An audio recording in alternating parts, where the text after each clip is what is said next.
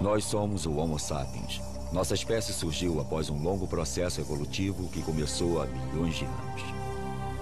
Mas o que sabemos hoje sobre esse processo?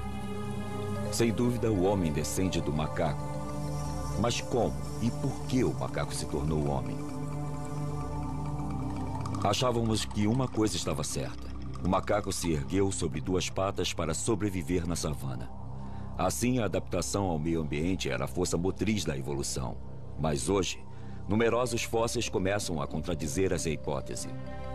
Cientistas de várias áreas já estão chegando a uma conclusão diferente. A força motriz da evolução não é externa, mas interna ao ser humano. Uma nova teoria nasceu. Uma nova teoria que fala de uma história interna, de uma memória embutida, constantemente em ação dentro de nós. Nossas mandíbulas a confirmam. O Homo sapiens não é o fim da linha. Ainda estamos evoluindo. Mas estamos evoluindo para quê? Como será o Homo futurus, o homem que virá depois de nós? O homem do futuro.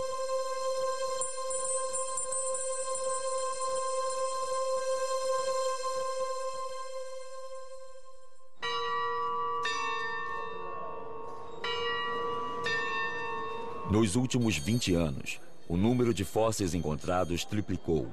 E o que revelam abala nossas convicções. A paleoantropologia está em polvorosa e toda reunião de especialistas acaba em um debate acalorado. Ao nosso redor conheciam o que nós chamamos de avaliação feita pelos pares. A teoria de que os macacos ficaram eretos em duas patas para se adaptar à savana está cada vez mais enfrentando fatos contraditórios. Todas as tendências apontam claramente para uma região talvez toda de floresta, no princípio, mas não simplesmente de floresta. Talvez um mosaico com grandes espaços abertos e também espaços de floresta. O aumento do número de descobertas torna o assunto confuso. Elas modificam o cenário e nos forçam a reconsiderar questões fundamentais. De onde nós viemos? Para onde nós vamos? Quem somos nós? Qual é a definição de vocês para a taxonomia hominídea? Para vocês, o que são características derivadas? Por hominídea, quero dizer o ramo humano, porque isso pode ser debatido. Temos colegas que também põem os chimpanzés e os gorilas no grupo hominídeo. As cavernas de Stegfontein são um dos sítios pré-históricos mais prolíficos da Terra. Aqui, em 1997, Ron Clark descobriu um dos fósseis que sacudiu as teorias estabelecidas. A 12 metros de profundidade, no fundo desta caverna, havia um esqueleto intacto de um ancestral distante que se transformou em pedra com o tempo. Esse indivíduo era um australopiteco, tem uns 3.300.000 anos. Ele morava em um ambiente de florestas e, por algum motivo, chegou perto demais da entrada de um buraco que levava ao fundo desta caverna.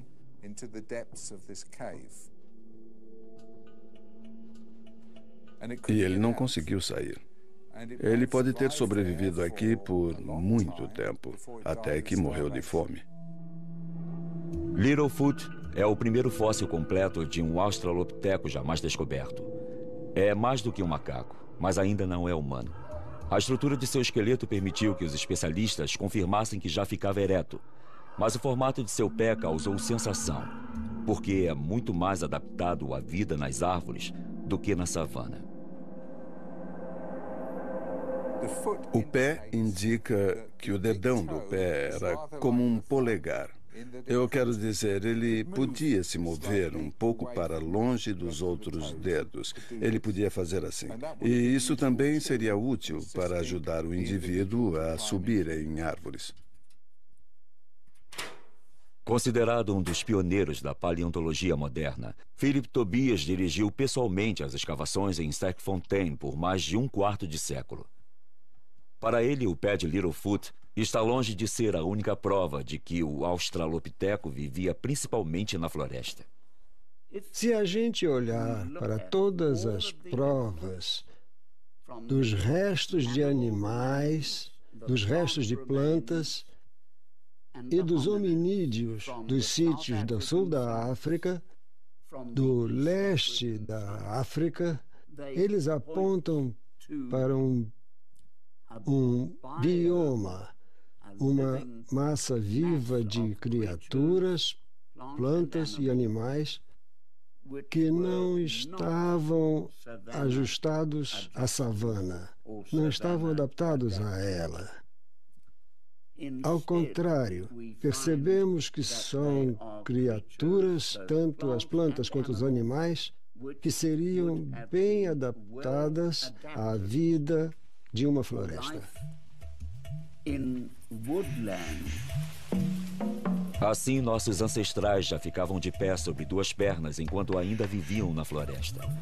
Ninguém teria imaginado que isso fosse possível, porque esse fato crucial destruiria a hipótese que dominou as ideias sobre a humanização durante quase 30 anos. Por 30 anos, o Vale da Fenda, no leste da África, foi considerado o criador da humanidade, pois lá foi encontrado o maior número de fósseis de australopitecos. Foi lá que Donald John Hanson e Yves Coppens descobriram Lucy em 1974. Na época, ela era nosso ancestral ereto mais antigo. A East Side Story, ou hipótese da savana, se tornou viável na teoria. Ela afirmava que uma divisão no Grande Vale da Fenda separou os grandes macacos em dois grupos. Um ficou no oeste, na floresta, mas no leste o outro grupo teve que se adaptar ao novo ambiente, a savana. Para sobreviver e avistar os predadores, esses macacos tinham que se erguer para enxergar acima do mato alto. Essa hipótese atraente dizia que a evolução era motivada pela adaptação ao ambiente, mas descobertas recentes a puseram completamente em dúvida. A hipótese da savana, que foi sustentada por todo este tempo, ela é do meu tempo de estudante. Está morta. A hipótese da savana está ultrapassada. Abra a janela e jogue a tal hipótese da savana fora. Ela já não é mais sustentável. Daí, se essa não é mais a razão pela qual ficamos de pé, se ela não explica isso, em que pé estamos? Nós voltamos à estaca zero. Nos idos de 1983, a paleontologista Anne Dambecourt Malassé estava mesmo na estaca zero.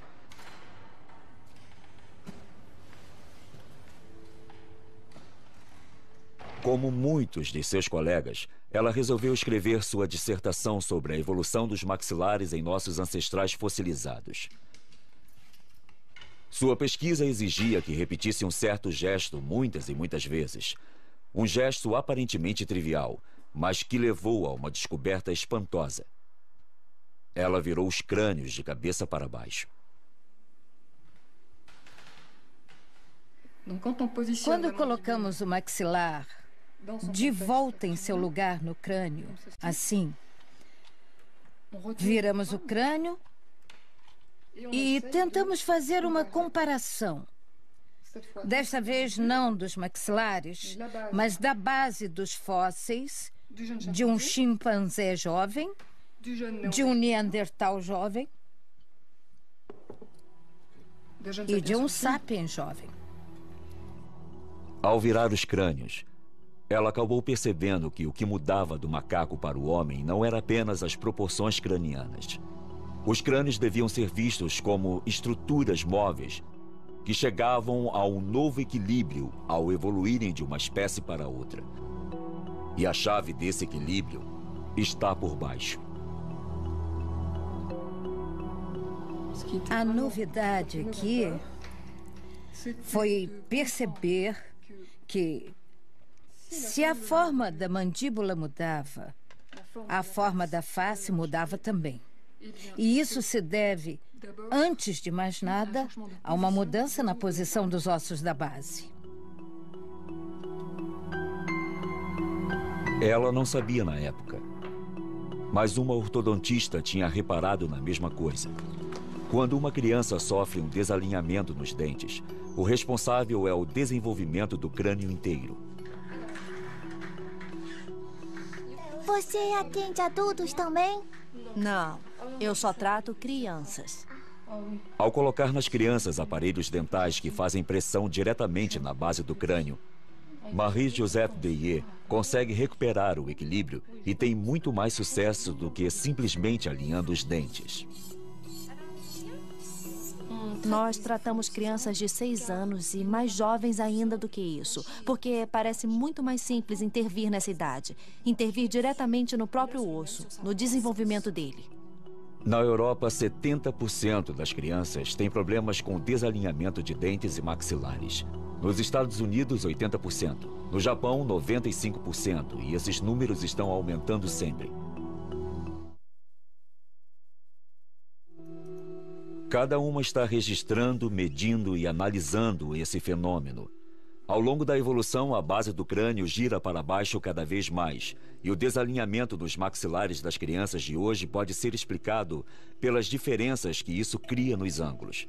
Mas qual é a chave para essa flexão?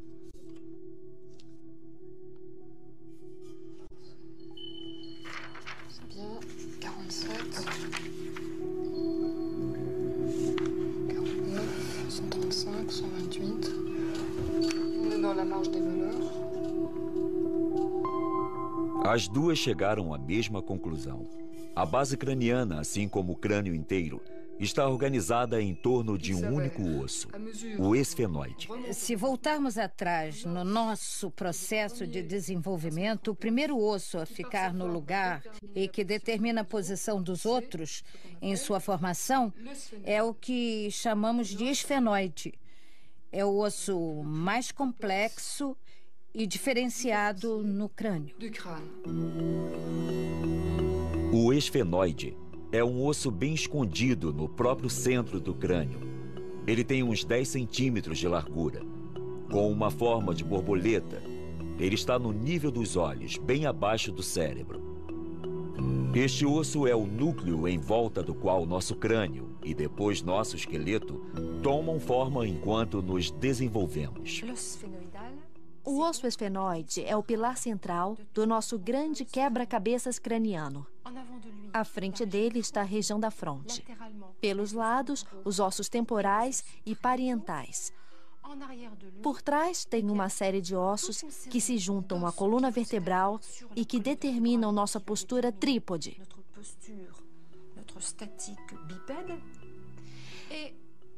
E tem uma articulação principal que une o esfenoide ao occipital. Essas articulações atuam no ato de mastigar. Elas se movem e absorvem toda a pressão, não só da mastigação, como do bipedalismo. Mesmo que tudo isto pareça sólido, a construção de cada osso obedece à mecânica de fluidos. Então, não temos simplesmente um bloco de ossos. O que temos é um quebra-cabeças que realmente vive, é dinâmico e se mexe. O esfenoide é a chave. A forma desse osso evoluiu durante milhões de anos. E a cada vez que se dobrou, levou ao aparecimento de uma nova espécie da família Hominídea. O extraordinário é que o esfenoide mudou de forma 5 vezes em 70 milhões de anos, curvando-se um pouco mais para baixo a cada vez. Como podemos explicar a repetição desse fenômeno em intervalos de milhões de anos? Pela primeira vez, uma tendência única salta aos olhos.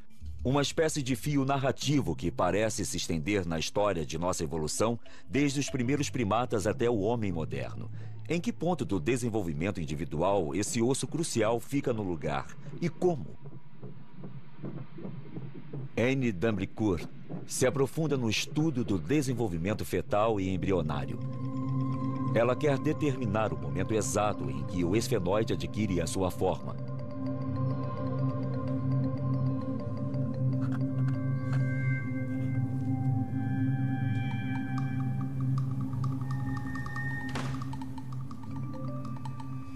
Ao examinar desde o período fetal e lendo tudo o que se escreveu, descreveu e publicou sobre isso e sobre a flexão da base, eu consegui localizar o momento em que o crânio se forma, em que a base craniana se forma. Ela se forma sozinha e o momento da flexão é muito aparente. Se dá entre 7 e 8 semanas. Em outras palavras, praticamente no fim do período embrionário, logo antes do começo do período fetal. O esfenoide é o primeiro osso a se formar no embrião. Nos primeiros dias de vida, ele é plano, como em todos os mamíferos. Então, o cérebro e o sistema nervoso começam a se enrolar e o esfenoide se flexiona e se modifica.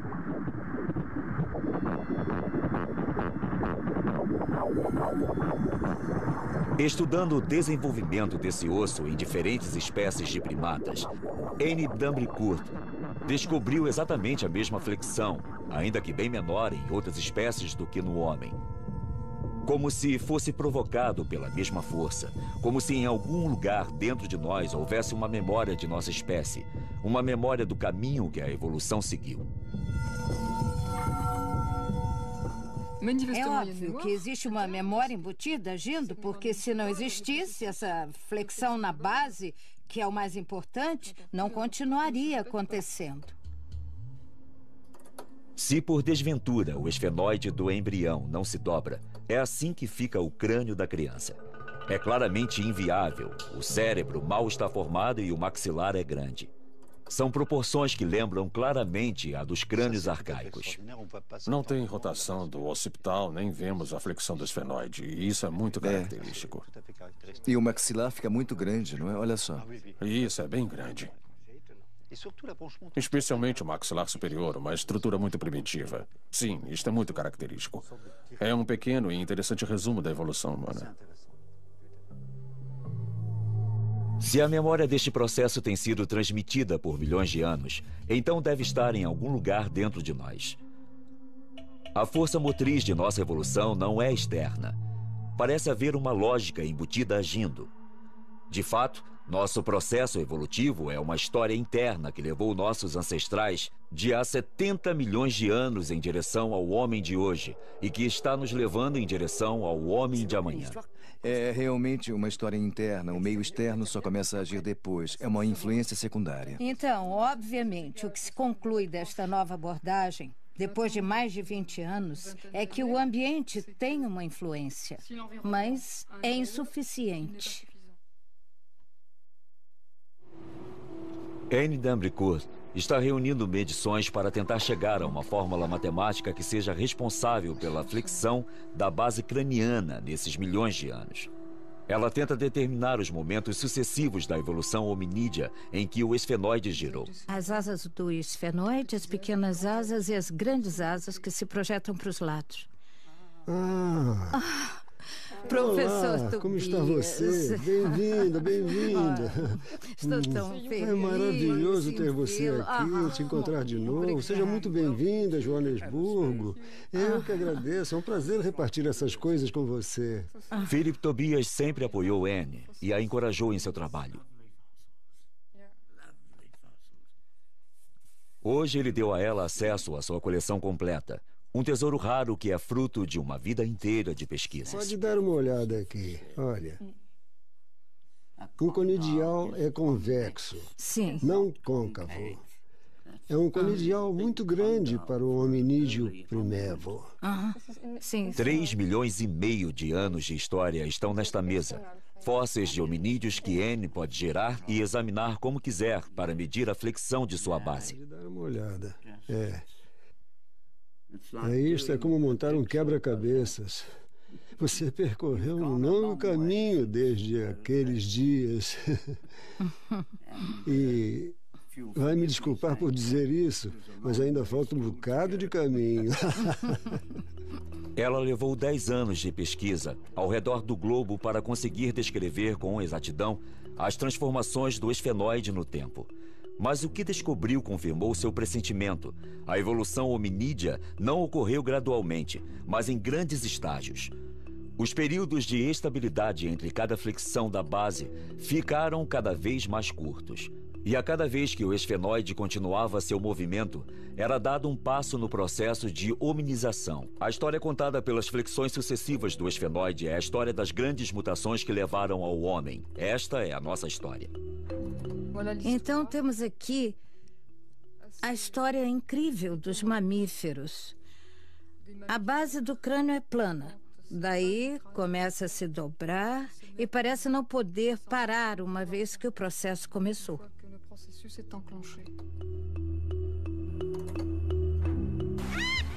Esta história começou há 60 milhões de anos. As florestas de todo o planeta estavam cheias de proscímios, nossos ancestrais mais antigos. Esses lêmures de Madagascar são os últimos sobreviventes modernos dessas espécies. Eles são os primeiros personagens principais dessa história. Mas seu esfenoide ainda não se dobrou. Dá para ver que a base é muito comprida e plana. Esses proscímios já têm algo em comum conosco.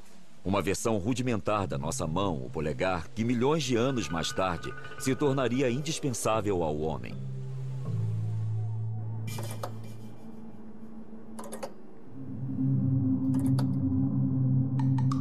Há 40 milhões de anos, o esfenoide se dobra para baixo pela primeira vez, provocando a primeira grande mutação da nossa história. Este fenômeno não é encontrado em nenhuma outra grande família além da nossa. O que se vê imediatamente é que o crânio não é mais plano. Nos símios, existe uma ligeira flexão na base. Esta é a aparência dos macacos. Centenas de espécies que por 40 milhões de anos povoaram as florestas do planeta todo.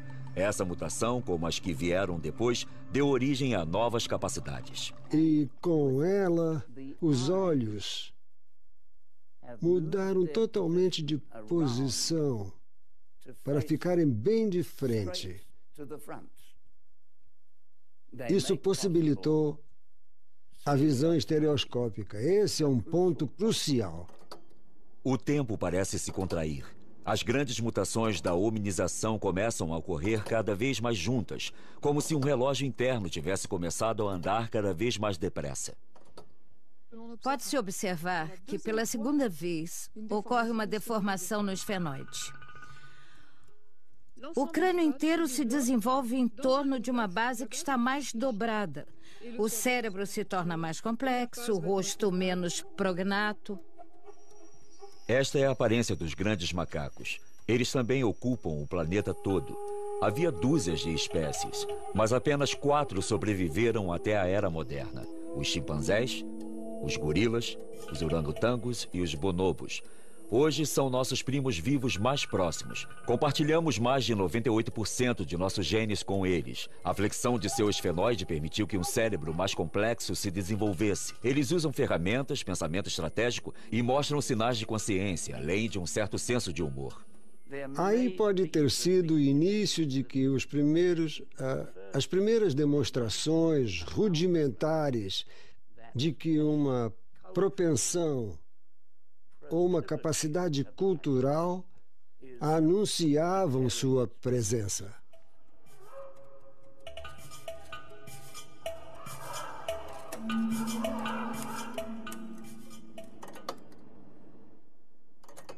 O ritmo acelera de novo. Há 6 milhões de anos, o esfenoide se dobra uma terceira vez, sempre na mesma direção. Esta é a aparência do australopiteco. Eles não são mais macacos, mas também ainda não são humanos.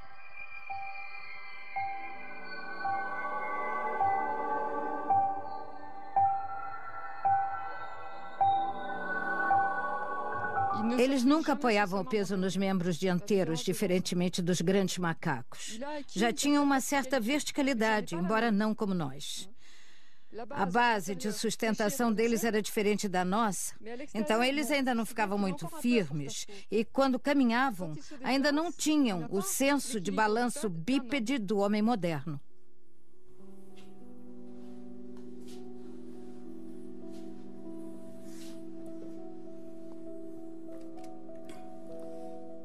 Esta é a famosa criancinha.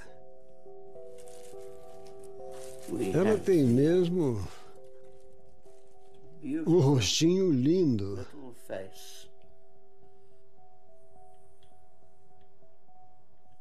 Uma articulação perfeita. E voilá! O cérebro.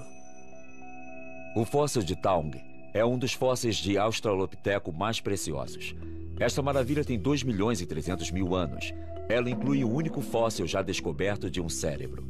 Tem um volume de 500 centímetros cúbicos, muito menos do que o dos nossos, mas é mais complexo do que de um macaco. Esse desenvolvimento foi possível por causa de uma nova posição de seu O cérebro esfenoide. era a chave. Então, não só eles tinham esta mão que podia manipular ferramentas, como tinham um cérebro que dizia a eles o que fazer com ela. E um cérebro que dizia a eles como evitar um confronto com carnívoros. Então, eles se valiam de sua esperteza, de seu cérebro e da cultura que estavam desenvolvendo. Armado desses novos talentos, o Australopiteco se aventurou nas savanas vizinhas, provavelmente para caçar. Mas por outros 2 ou 3 milhões de anos, seu habitat foi a floresta e ele continuava a buscar refúgio nas árvores à noite. Talvez eles dormissem nas árvores por segurança, porque os leopardos geralmente não sobem em árvores altas, como os gorilas fazem hoje em dia e como os chimpanzés também fazem. Esse parece ser um novo tipo de paradigma para a verticalidade. Então, antes de descer para a Terra, talvez você já estivesse um pouco vertical, ereto, e desenvolvesse novos traços hominídeos que permitiam a verticalidade e o andar e correr em 2 pernas. O Australopiteco viveu por 4 milhões de anos. O gênero compreendia diversas espécies, mas o esfenoide era similar em todas. Sua inteligência permitia que fizesse ferramentas mais sofisticadas, mas nunca dominou o fogo. Seus fósseis são encontrados no sul, no norte e no leste da África, e parece que nunca deixou o continente. Essa criatura foi muito bem sucedida e se tornou, nós acreditamos, você e eu.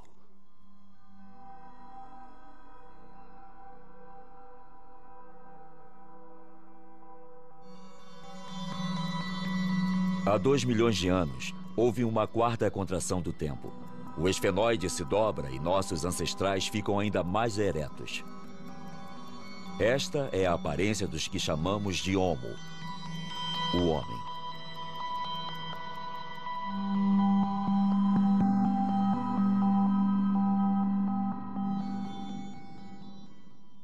Sua pelve é diferente. As proporções de seus membros são diferentes. O homem é um caminhante, um corredor. Há um novo balanço bipedal, um novo desenvolvimento psicomotor e, de novo, o mesmo padrão. A base do crânio tem um esfenoide que girou ainda mais. A coisa que muda com a primeira ocorrência do Homo é a aparição da linguagem. A nova posição de seu esfenoide aumentou ainda mais a complexidade do cérebro desses primeiros homens. Também liberou a laringe parcialmente, o que tornou a fala possível, embora nossas atuais vogais ainda estivessem fora de seu alcance. Essas mulheres são os últimos humanos que falam Khoisan, a linguagem dos bosquímanos. Foneticamente falando, é uma das linguagens mais ricas do mundo. Ela tem todos os sons que usamos e também os emitidos pelos primeiros homens.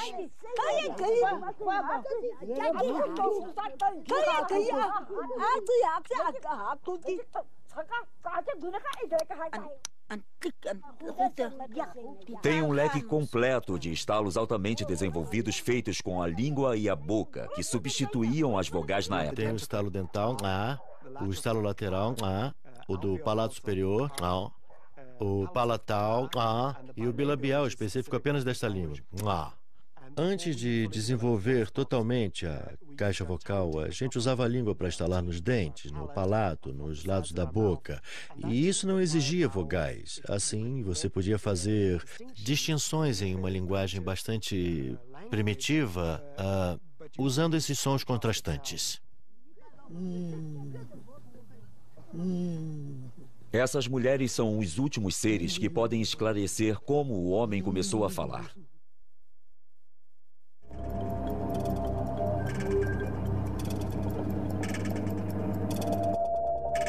Há 160 mil anos, o relógio tocou de novo. O esfenoide se dobra uma quinta vez.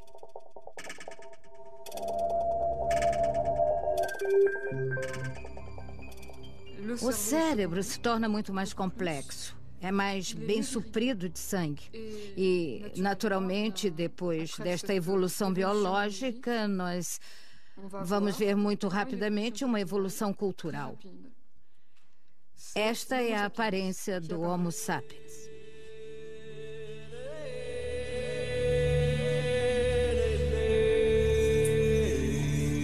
É o advento do pensamento abstrato.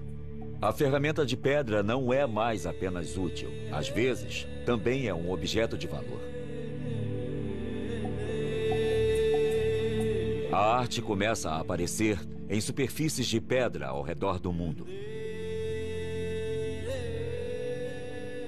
A pergunta é: este foi o primeiro rudimento da escrita? Isso nos aconteceu muito recentemente, mas acredito que eles falavam nisso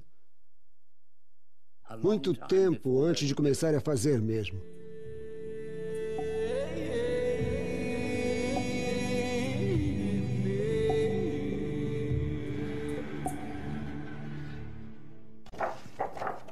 O que é mais extraordinário na descoberta de Anne é que ela nunca põe em dúvida a classificação tradicional dos fósseis.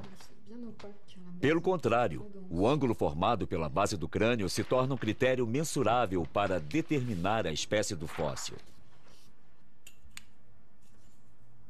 Por exemplo, isso permite responder à questão levantada por Tumai, um crânio fóssil com mais de 6 milhões de anos e considerado como um membro mais antigo da família humana. Então, Tumai é um australopiteco ou ainda é um macaco? Anne só tem acesso aos moldes e às fotos de Tumai, mas ela consegue fazer medições e comparar os ângulos da sua base craniana com os dos fósseis que estudou. Esta base é comprida demais para um hominídeo. É um macaco deformado. Até o momento, com estes elementos, nada nos leva a crer que seja um hominídeo. Esta nova versão de nossa história também resolve alguns dos enigmas que as teorias anteriores tinham cada vez mais dificuldade em esclarecer. Um desses enigmas é como o homem populou a Terra. Sabemos que o Homo apareceu na África há 2 milhões de anos e que a deixou para colonizar o mundo. As teorias clássicas dizem que a evolução para o Homo sapiens ocorreu novamente na África há 170 mil anos. Então o sapiens teria tido de deixar o continente uma segunda vez para repopular o mundo, e outras espécies teriam tido que desaparecer misteriosamente. Este fóssil não é mais de um Homo erectus, é muito moderno. Ainda assim, toda a parte superior do rosto, a abóboda e tudo que constitui o cérebro deste feto, da criança e do adulto, ainda é arcaico. A estrutura frontal também é arcaica. Vejam só isso aqui. Isso fica bem claro no formato da parte posterior. Ela é bem arcaica, pouco arredondada. Também acho que é uma indicação bastante clara. Não só por essa forma, mas também por este ângulo. Aqui temos 2 precursores do homem moderno, porque o homem continuou a evoluir depois de emigrar e de se estabelecer em diferentes regiões do planeta. Isso explica a existência dos Dalis na Ásia e dos Neandertais em outros lugares. Existem 2 histórias diferentes.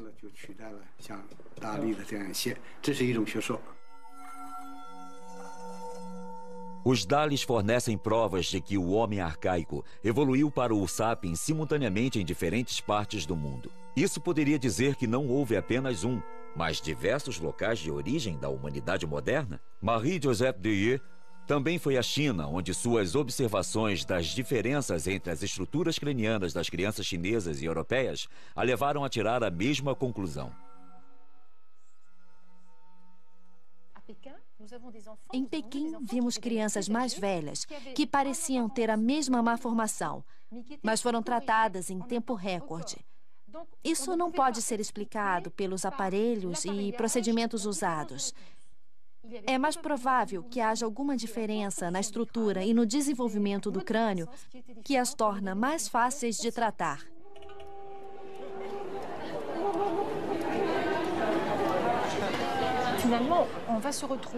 No fim das contas, vamos terminar com uma estrutura, um quebra-cabeças craniano, digamos, que não se encaixa do mesmo jeito. Depende se vem de uma origem europeia, de uma origem africana ou de uma origem asiática. Na minha opinião, é através de nosso estudo das crianças de hoje que viremos a entender como os vários locais de origem da humanidade se organizaram. Se realmente existiram vários locais de origem da humanidade moderna, então o Sapiens não precisou deixar a África uma segunda vez para repopular o mundo. Essa hipótese muda inteiramente o mapa de como os humanos ocuparam a Terra. O Homo realmente saiu da África há 2 milhões de anos, mas ele também evoluiu em diferentes regiões do planeta e um grande número de espécies se desenvolveu. Algumas delas, como o Neandertal na Europa e o Sinantropo na Ásia, desapareceram sem deixar descendentes. Mas outras, na África e na Ásia, deram origem aos humanos modernos simultaneamente. Então, como podemos explicar a lógica que leva o esfenoide e o crânio a mudar no mesmo modo no planeta inteiro? O que permite que essa memória exista e seja repassada? Hoje em dia, o campo da genética está dando respostas aos paleontologistas.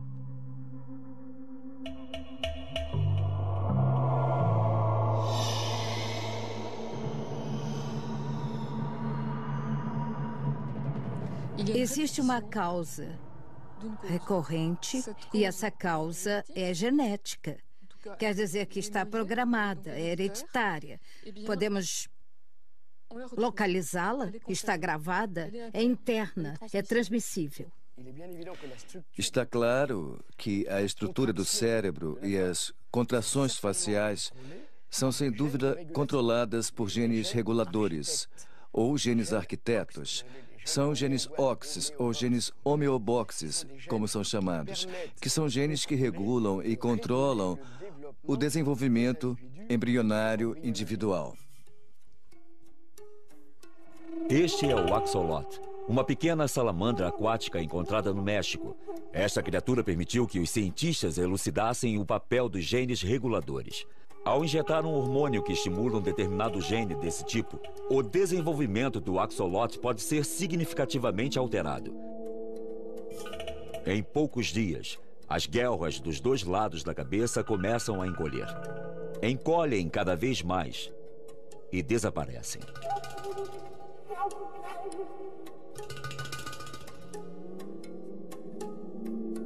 E a salamandra abandona a água, pois se tornou um animal terrestre com um par de pulmões.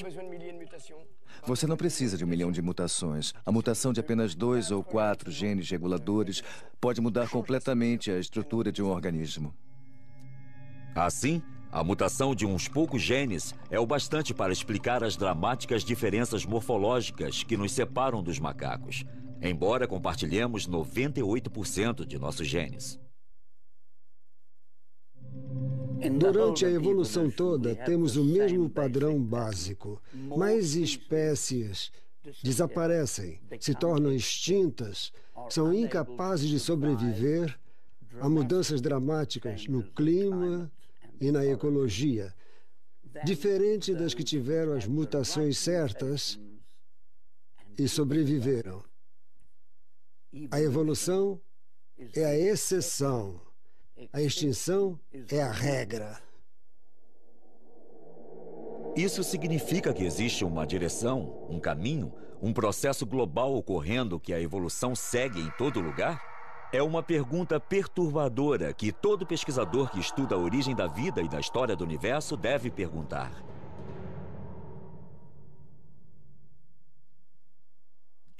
Estou convencido de que a história da vida se deu do mesmo modo como a simples matéria inerte evoluiu para a mais complicada. A melhor prova que temos é que todos os fósseis dos primeiros 3 bilhões de anos são unicelulares. E que temos que esperar até o 4º bilhão para achar fósseis pluricelulares. Criaturas vivas que eram multicelulares. E a regra geral do nosso universo está escrita tanto na terra quanto no céu, na história da vida e na história do homem. Portanto, há regras gerais, como a da complexidade crescente que regula o universo, a matéria e a vida. São leis que operam no meio das mudanças e que determinam a história humana, assim como a do nosso universo.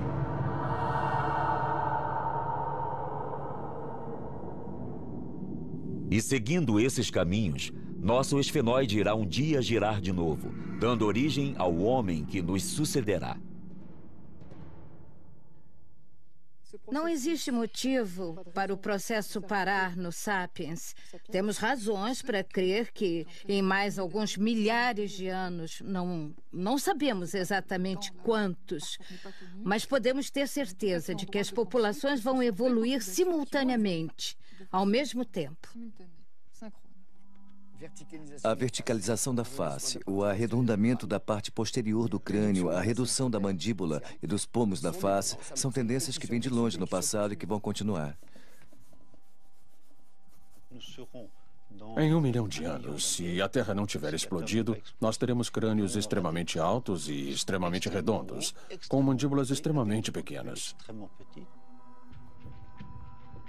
Os cientistas predizem que nossos cérebros vão ficar ainda mais complexos. Será que esse homem com uma testa grande partirá para descobrir novos mundos, como fizeram seus ancestrais? Será que o Homo Futurus será o extraterrestre da nossa imaginação?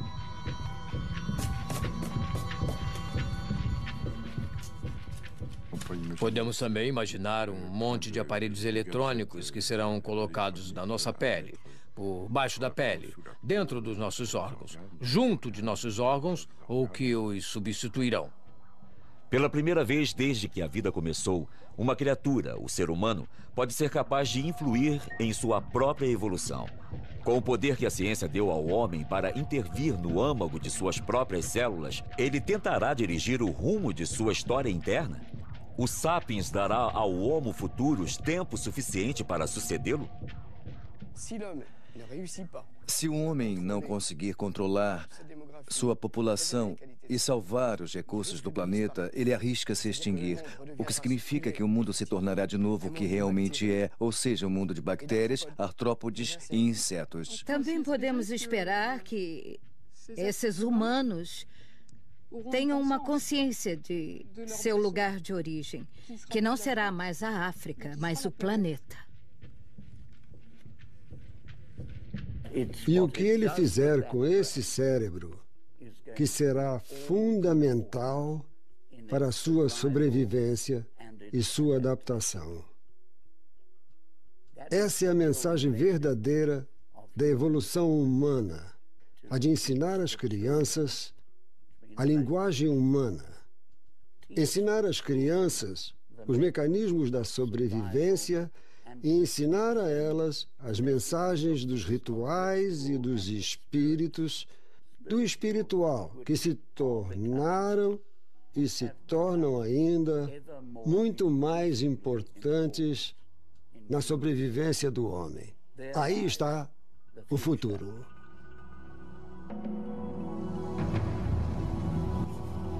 Nós somos sapiens.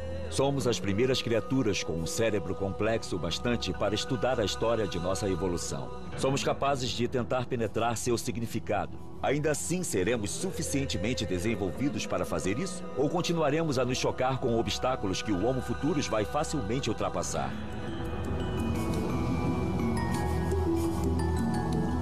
Versão brasileira Audiocorp.